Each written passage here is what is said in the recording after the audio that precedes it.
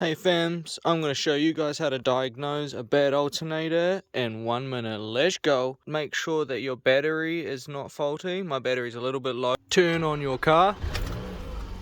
Turn on all your lights, radio, everything. Air conditioning. Get all that power draining. That's how you should test whether your one is faulty.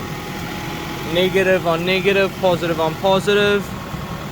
And see that constant fluctuation. It should be charging at 14.3, yeah, roughly about there, when my one is fluctuating. So occasionally goes for 14, then drops, and it's all over the place. That is a clear sign of a bad alternator.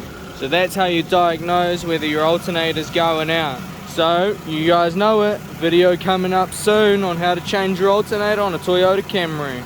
Hit that subscribe button, that like, comment something in the bottom below, follow along, and I'll show you guys how. See you!